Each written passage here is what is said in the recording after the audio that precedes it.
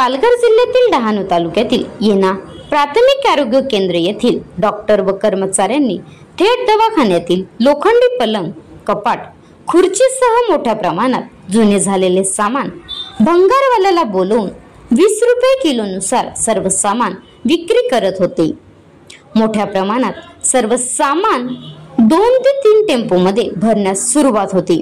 तितक्यातच तेथून जात असलेले भारताचे मार्क्सवादी लेनिनवादी लालबावटा पक्षाचे कार्यकर्ते प्रदीप सपाटे, गणेश सपाटे व इतर कार्यकर्त्यांनी डॉक्टर व कर्मचाऱ्यांचा व्हिडिओ शूट करत जाब विचारला आहे। हे सामान सरकारी असून तुम्ही कोणत्या अधिकाराने हे सामान भंगारवाल्याला विकता? कोणत्या प्रकारचे ठराव मंजूर नसताना सुद्धा बेकायदेशीर विक्री करत असलेल्या अधिकाऱ्यांची तारंबळ उडाली आहे।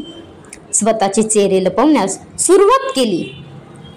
या प्रकरणाची उपस्थित कार्यकर्त्यांकडून कॉम्रेड शेरू वाघ यांना देण्यात आली।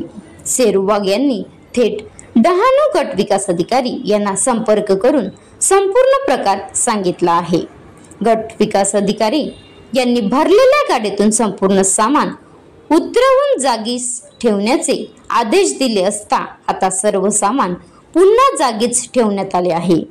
या संदर्भात कायदेशीर गुन्हा दाखल करण्याची मागणी लालबावटा पक्षाकडून करीत आहेत। जर गुन्हा दाखल झाला नाही तर येत्या काही दिवसात आंदोलन करण्याचा इशारा देण्यात आला आहे।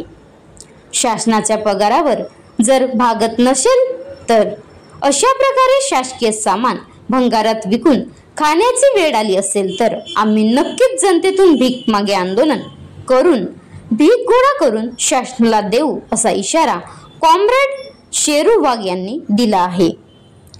Maharashtra live news reporter Nilesh Dandekar, taluka प्रतिनिधी डहाणू। आता गाडीवर मोबाईल नंबर नाही तर इमर्जन्सी QR कोड वापरा, जे तुम्हाला अडचणीच्या वेळी साथ देईल। बनवा व्हिडिओ, पाठवा व्हिडिओ, आम्ही तुमच्या न्याय हक्कासाठी लढा देऊ। ताज्या बातम्या व घडामोडींसाठी पाहत राहा फक्त महाराष्ट्र लाईव्ह न्यूज। आजच आमच्या चॅनलला सबस्क्राईब करा, शेअर करा, कमेंट करा आणि हो, बेल आयकॉन दबायला विसरू नका। जय महाराष्ट्र।